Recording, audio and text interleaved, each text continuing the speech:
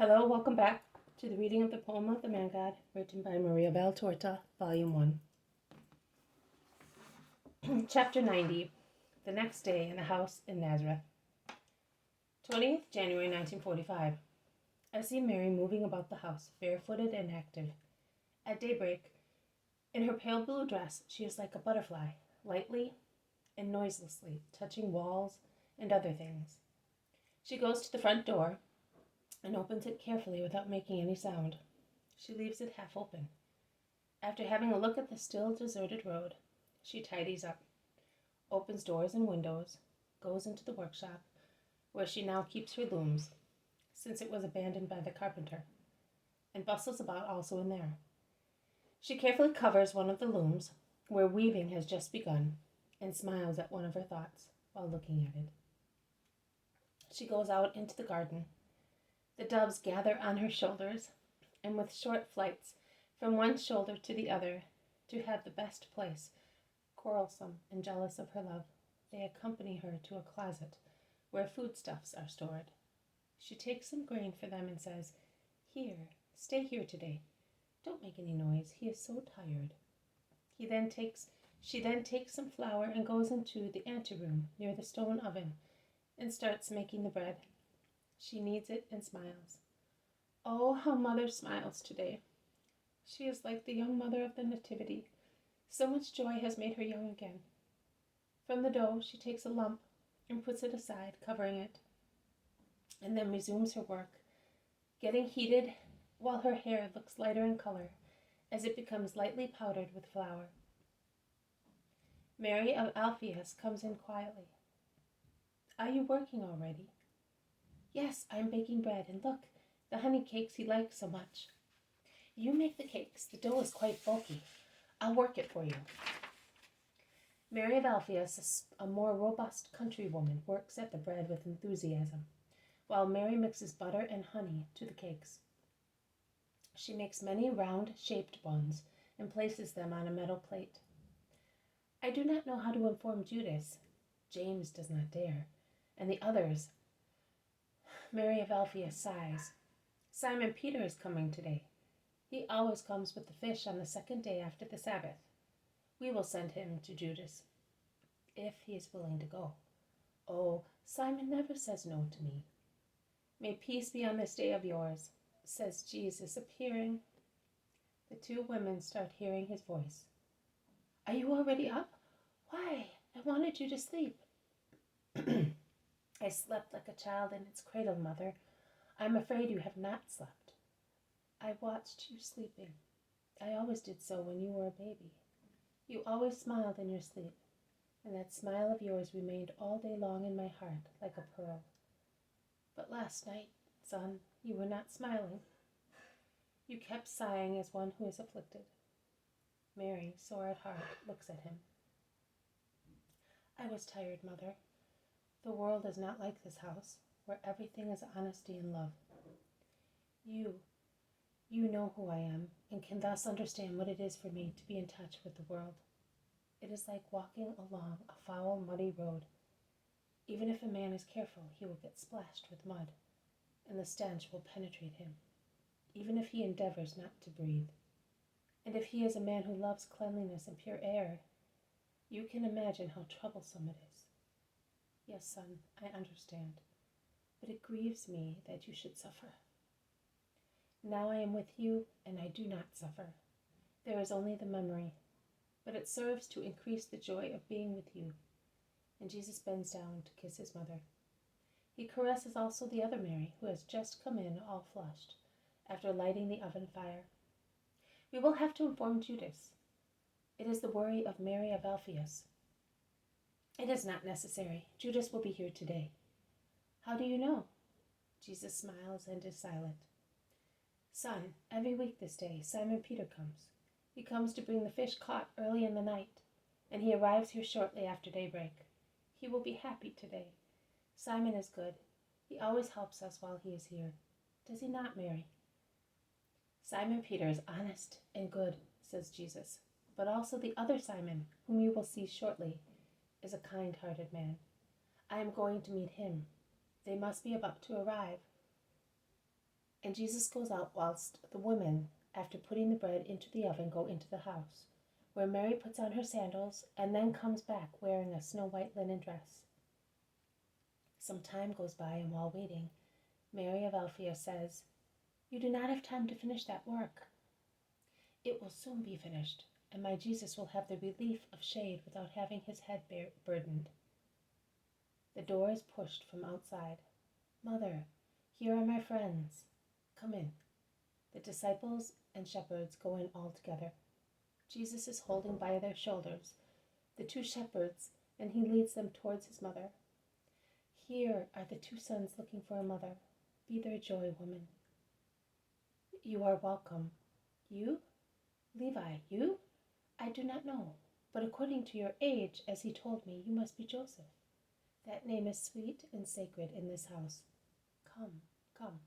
It is with joy that I say to you, my house welcomes you, and a mother embraces you, in remembrance of the love you and your father had for my child." The shepherds seem spellbound, they are so enraptured. "Yes, I am, Mary. You saw the happy mother. I am still the same. Also now I am happy seeing my son among faithful hearts. And this is Simon, mother. You deserved the grace because you are good, I know, and may the grace of God be always with you." Simon, who is more experienced in the customs of the world, bows down to the ground, his arms crossed over his chest, and says, "I salute you, true Mother of Grace, and now that I have met both the light and you, who are more gentle than the moon, I will not ask the Eternal Father for anything else." And this is Judas Iscariot. I have a mother, but my love for her fades away compared to the veneration I feel for you. No, not for me, for him. I am only because he is. I want nothing for myself. I only ask for him. I know how you honored my son in your town, but I say to you, let your heart be the place where he receives the highest honor from you. Then I will bless you with a motherly heart. My heart is under the heel of your son, a happy oppression. Only death will undo my loyalty. And this is our John, mother. I have not been worried ever since I knew you were with my Jesus.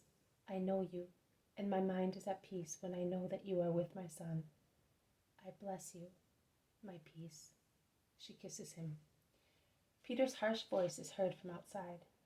Here is poor Simon bringing his greetings, and he has come in and is dumbfounded. He then throws onto the floor the round basket which was hanging from his shoulders, and he throws himself on his knees, saying, "Ah, eternal Lord! But no, you should not have done that to me, Master. You were here, and did not let your poor Simon know. May God bless you, Master. How happy I am. I could not bear to be without you any longer." And he caresses Jesus' hand without listening to him, who keeps repeating, "Get up, Simon. Will you get up?" "Yes, I will get up, but hey, you, boy." The boy is John. "At least you could have come to tell me. Now run quick. Go to Capernaum and tell the others. And Judas's household first of all. Your son is about to arrive, woman. Be quick. Just imagine that you are a hare chased by dogs." John leaves laughing. Peter has got up at last. He is still holding Jesus' thin hand in his short, thick-set ones, marked by swollen veins, and he kisses it without letting it go, although he appears to be anxious to hand over the fish, which is in the basket on the floor. No, I don't want you to go away again without me. Never again such a long time without seeing you. I will follow you as a shadow follows a body, and the rope follows the anchor. Where have you been, Master? I kept wondering, where will he be?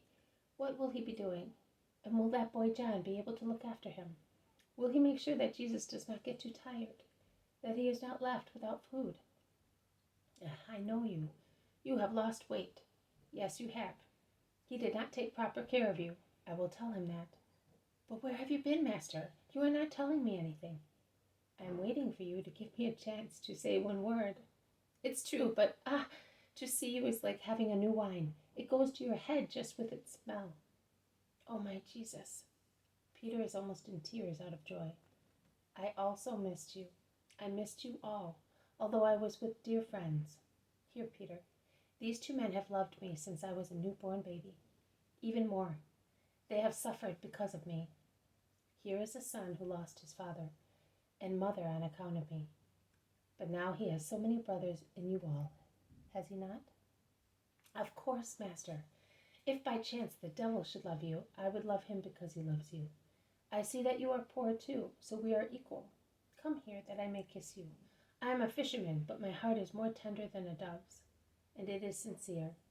Don't pay attention if I am rough. I am hard outside. Inside I am all butter and honey.